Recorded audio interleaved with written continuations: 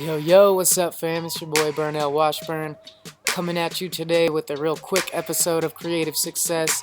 So today I just want to talk about a principle or a theory that's really changed my life, and that is you are the average of the 5 people that you spend the most time with. So if you're trying to be successful in anything, I think you really owe it to yourself to assess your situation and really ask yourself, who am I spending the most time with? Who is influencing the most? Who are you talking to most on social media? Who are you just around the most and being influenced by? And really ask yourself, are these people adding to or taking away from my goals and what I'm trying to do in my life? And you really need to evaluate that situation and make your decisions on who you want to surround yourself with, because parents all know this, that when they see their kids start hanging out with some other kid and they catch a weird vibe from them, they get worried because they know that their kid's going to pick up some of those traits. And it's just natural human thing that all happens. We all want to be accepted and loved, and it's just we naturally start acting like the people that we're around the most. You know, we pick up some of their sense of humor, we pick up some of their lingo, we pick up their manners. So if you're surrounding yourself with really respectful, polite people that have amazing manners and are always saying please and thank you, your manners will improve. And if you're hanging out with people that are always sarcastic, making sarcastic remarks and stuff, you'll start being more sarcastic and stuff like that. So you really owe it to yourself to just assess your situation and think about who you're spending time with and who you're being influenced the most by, and ask yourself if you want them in your life, and ask yourself like how much time you want to and energy you want to devote to that person, because you're really not doing them any favors if they're falling into the negative category.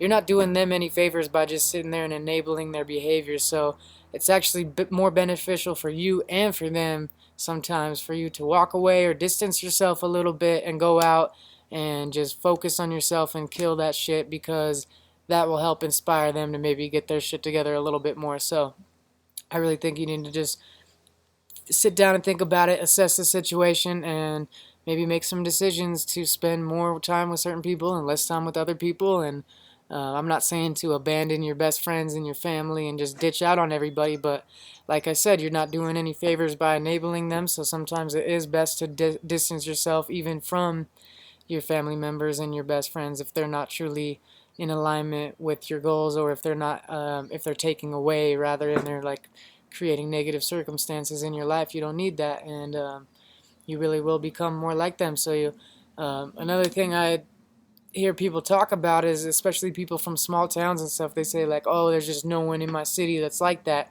or there's no one positive for me to surround myself, or no inspirational people around me and stuff like that. And like, I totally feel you, but there's the internet now, and there's so many amazing, inspiring, positive individuals on the internet right now that are just putting out so much valuable content. So for me, I've been spending a lot more time with seeking out those people on the internet, because I don't have like tons of successful entrepreneurs and creative people around me all the time. Like, there's a lot of amazing people in this city, but they're not always right in my immediate circle and hanging out in my everyday life. So I go online to get that, and I encourage you to do the same if you can't find those in your everyday life. But it's just important to assess that situation, and you always got mad love and respect for all your family and friends, but sometimes it's best for both of you guys to just distance yourself a little bit if they're negative or if they're not in alignment with your goals and stuff. So